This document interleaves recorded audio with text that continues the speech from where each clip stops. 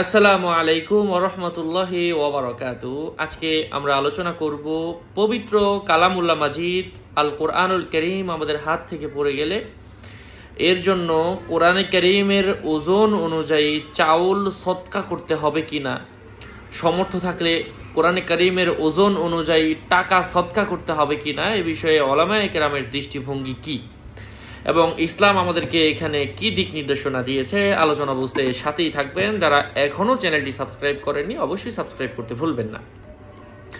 যদি কোরআনুল কারীম আমাদের হাত থেকে অনিচ্ছাকৃত শর্তে পড়ে যায়, কোরআনে কারীম তো ইচ্ছা করে ফেলে দেওয়াই যাবে না, যদি অনিচ্ছাকৃত শর্তে কখনো পড়ে যায় অবশ্যই আল্লাহ তাআলার কাছে খালেস নিলে তওবা করতে হবে যে আল্লাহ এটা আমার অনিচ্ছাকৃত শর্তে হয়েছে, আমি ইচ্ছা করে করিনি, আল্লাহর কাছে মাফ চাইতে হবে, জাস্ট এটাই যথেষ্ট। কিন্তু অনেকে আরো মানে আধিক্যতা দেখানোর জন্য ওটা দান করতে বলে মাপ অনুযায়ী, এগুলো আসলে নিজেদের মন গড়া বানানো, আল্লাহ বোঝার তৌফিক দান করেন।